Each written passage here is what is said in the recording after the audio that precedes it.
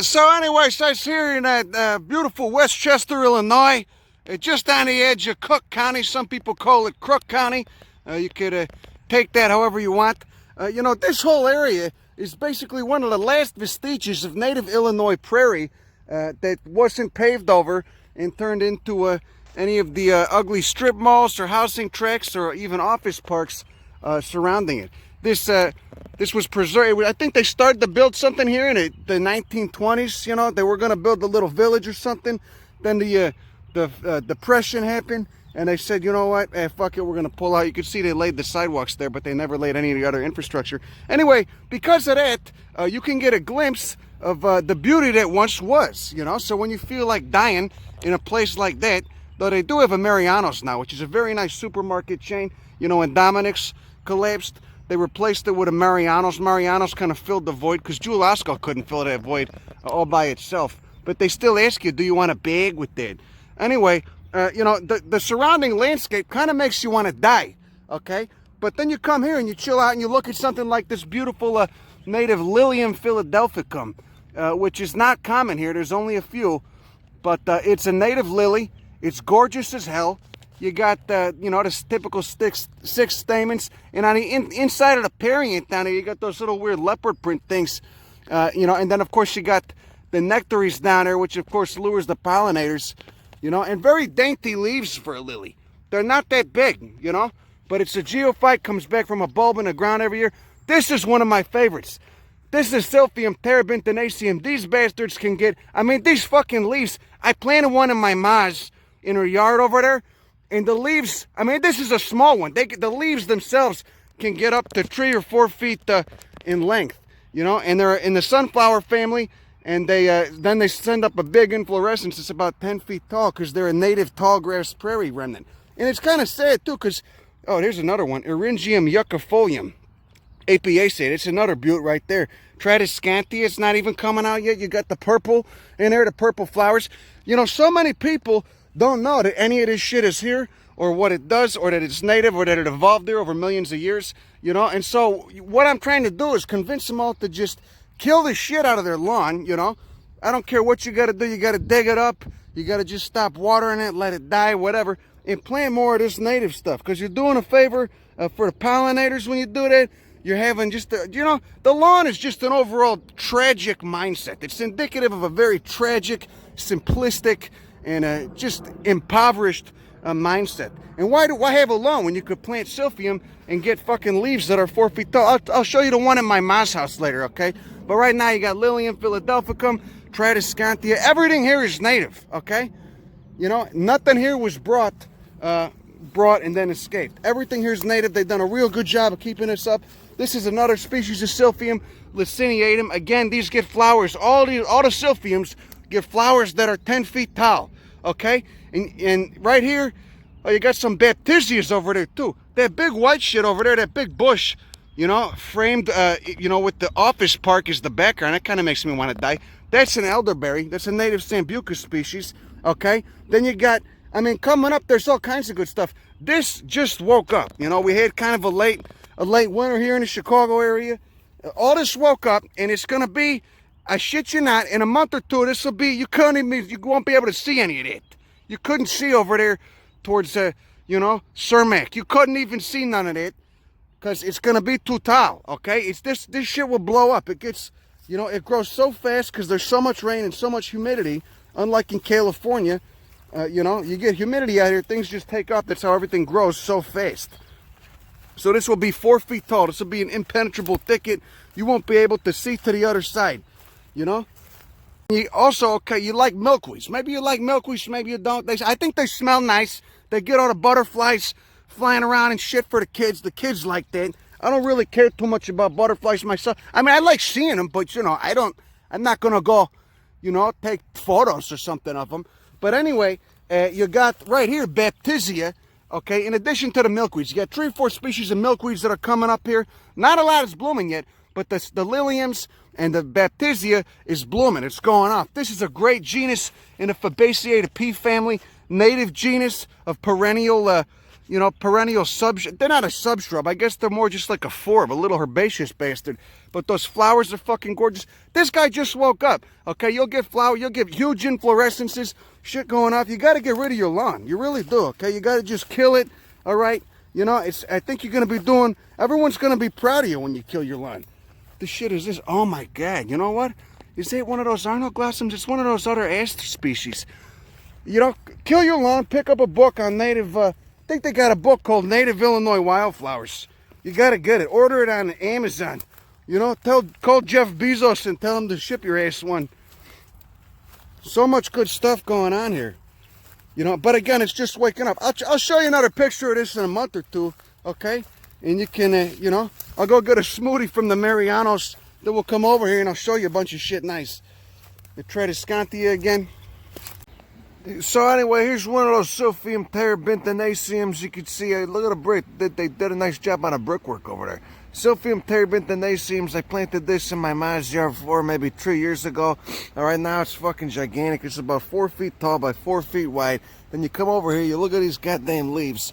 All right, I mean, that's how big these leaves get. You know, and the reason this is so big and the ones over there in the prairie aren't that big is because they got a lot of competition. All right, this is, you know, she's cleared out of space for it and what the shit. This just came up about a month ago. There was nothing there before that, you know, but it's got such a massive tuber in the ground right there, okay, that it can just pump all those carbohydrates out. It gets one of those big ass leaves going, you know, and then it's so big it collects enough energy from photosynthesis that it puts out, you know, 10, 12 more, and then you can see it's already got a flowering spike coming up, okay? And this thing is going to go up there. It's going to be up about 10 feet tall, 15 feet in some cases, because where they're native, they got to get up above everything else, which is growing, and it is the tall grass prairie, so they got to send those bastards up high, okay? And then it's just a little, it's a compound inflorescence, a compound capitulescence. It's got a, you know, because it's a sunflower fan, I remember. It's got a capitula, okay? It's got, you know, 8 or 9 flowers on one of those things. And then they're just like, you know, towers for the pollinators. And then, of course, they mature and they put the seeds everywhere. The birds love the seeds and shit. You take some, you grow some. All right, but I had no idea that this plant even was there. You know, I had no plant. 25 years I lived, you know, in the Chicago area. I had no idea that this plant used to be everywhere. You know why? Because the habitat's been completely destroyed.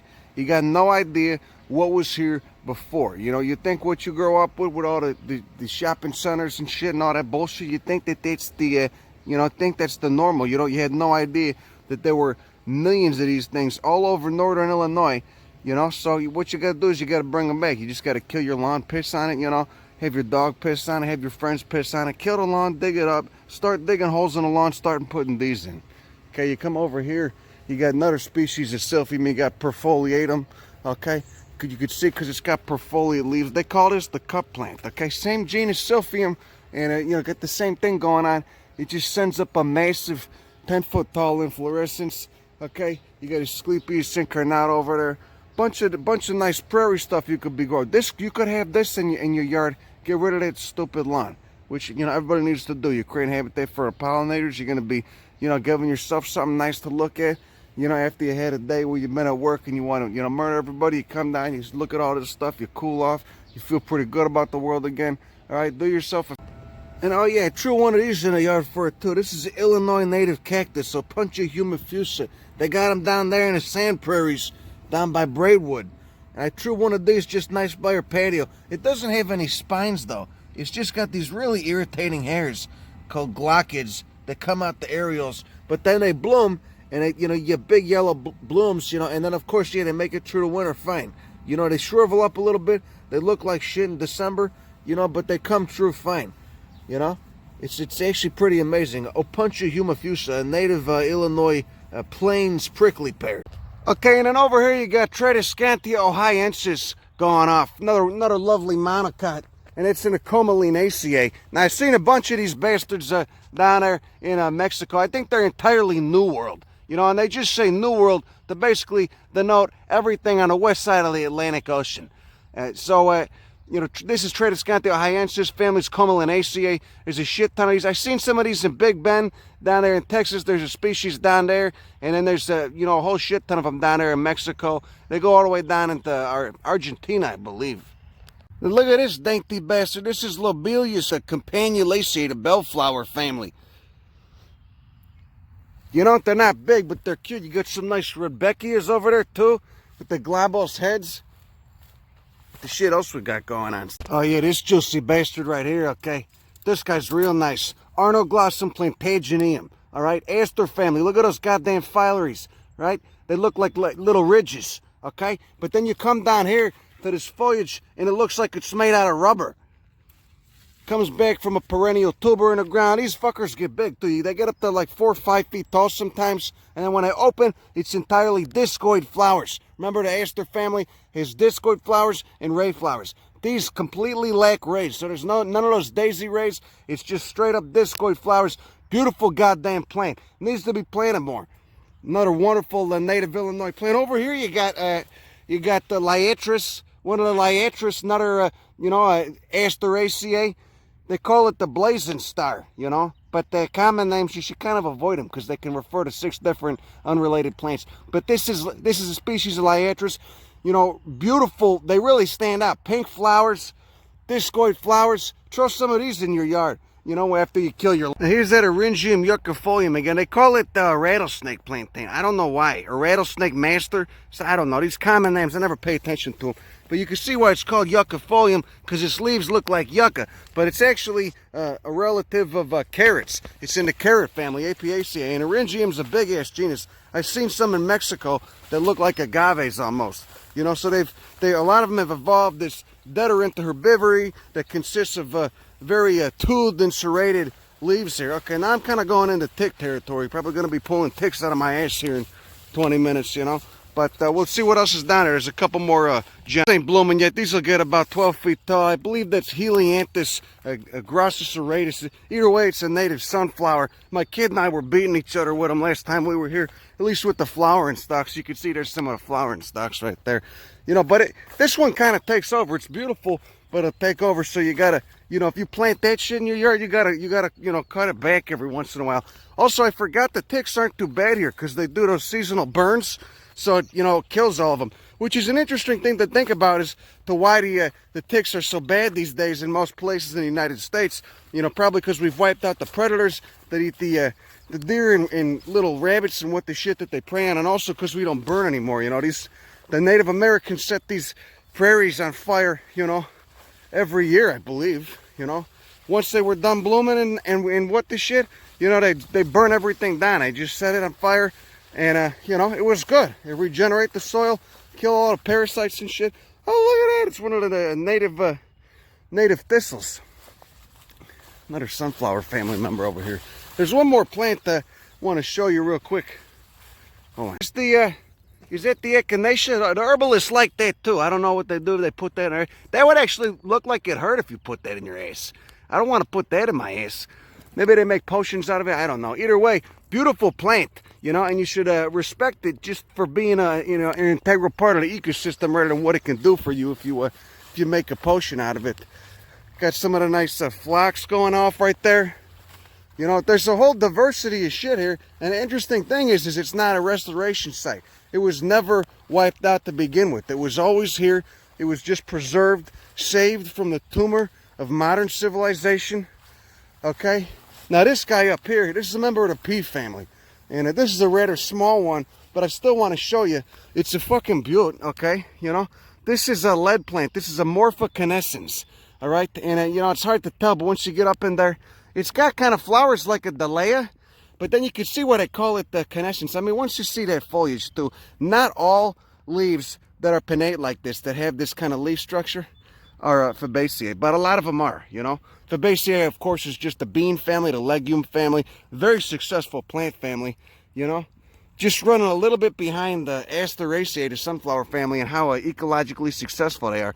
But I love this plant. They call this lead plant, and I don't know why. I don't really care, to be honest, but it's just, it's a gorgeous goddamn plant. A morphocanescens right there. Ah, there's another one, Parthenium integrifolium. Asteraceae. But get up and look at those flowers. They're weird for members of the sunflower family. Look at it. Where's a good example? Where's a good example over there? You look at some of the flowers. They got those 5 ligulate spikes. The fuck are those? You know, I don't know. I haven't looked into this species too much. Jesus Christ. Impressive plant. Basal rosetta leaves, another member of the Asteraceae, just like I said. You know, but you try to read about this online, and of course everything that's mentioned is what can the plant do for you. You know, what a boring fucking way to look at anything. What does it do for me? What does it do? It's medicinal. If you put it in your ass, it makes you feel better, you know? But that's not why I appreciate any of this stuff. You know, it's enough medicine for me to come out here and look at this shit and appreciate it and understand how it all ties in together, how it evolved, what it's related to. You know, look at this. That's a fucking big one over there. You know, I don't need to put it in my ass or make a potion out of it for it to do medicine on me, if you want to call it that. What the fuck medicine? I'm not even sick, you know? Well, I got a sick time. I think we're all a little bit, as you call it, spiritually sick, you know? In this day and age we live in, when society's collapsing and people are just shooting each other randomly. Oh boy, you know, I'm a fan of chaos, but not like that. Anyway, let's moving right along here. Got to wrap this shit up soon. Oh, look at it. The Asclepias purpurescens. It just sticks out like a little flag.